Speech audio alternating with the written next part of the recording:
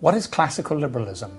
It's a set of ideas that places the freedom of the individual as its central feature. Classical liberals disagree about many things, but they agree, I think, on 10 core principles. Number one is that liberty is the primary political value.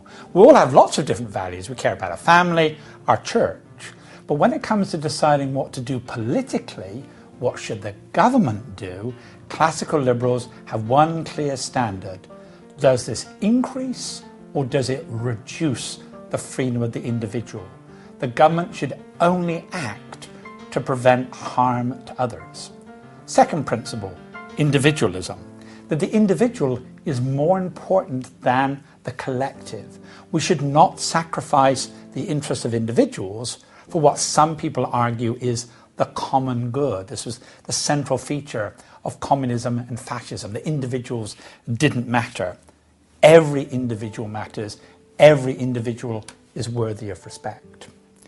Third principle, skepticism about power. Power is the ability to get other people to do what you want that otherwise they would not do.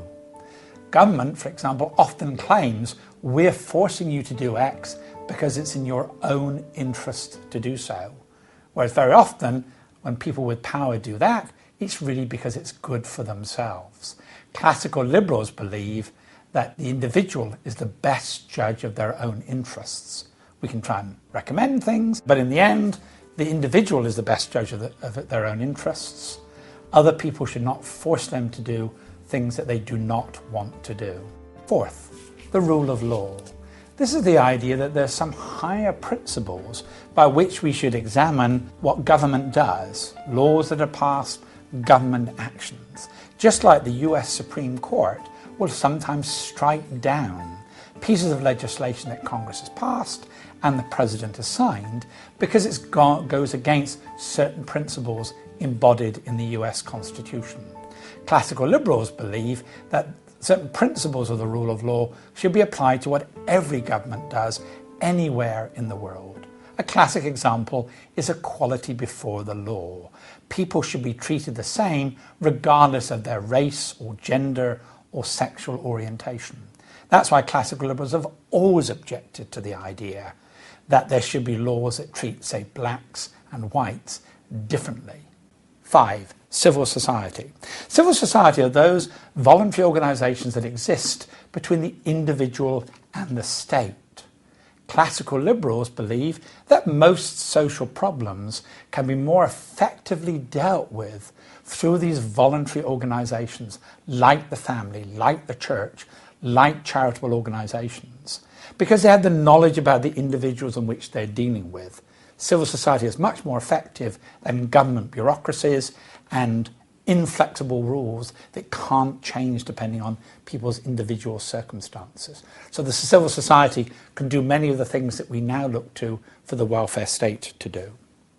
6. Spontaneous order.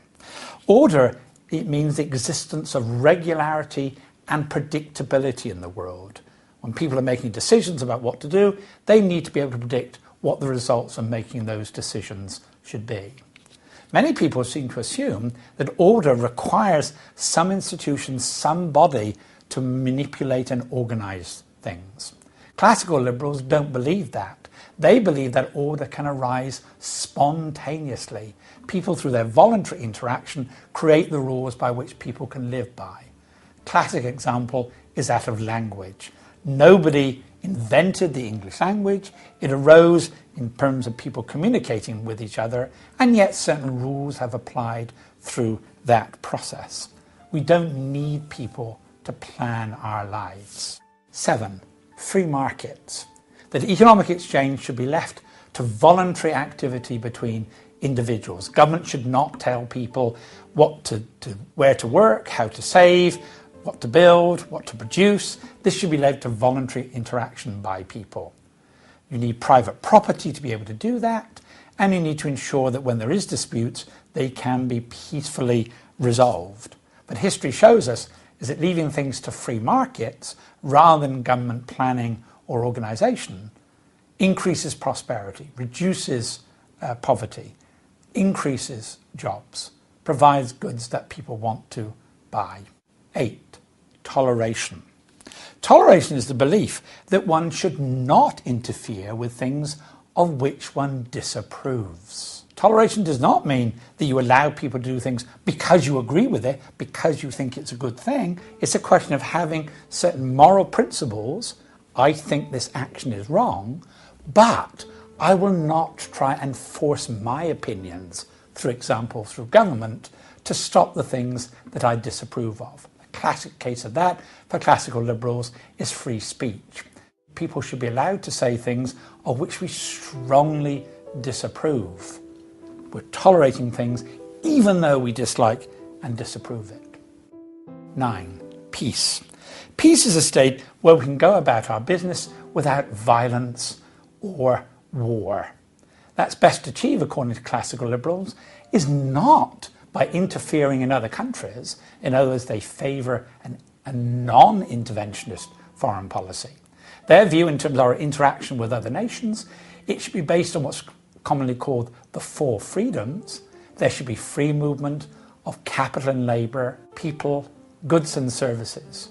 And I would add something as well, the free movement of ideas. If we have a world in which this free movement is embraced, then I think we'll have a world, and classical liberals believe, we would have a world based on peace. And finally, limited government. That there are very few things on which the government should do. The goal of the government is simply to protect a life, liberty and property. Anything beyond that is not justifiable. A strictly limited government. So these are the 10 principles of classical liberalism. Are you a classical liberal?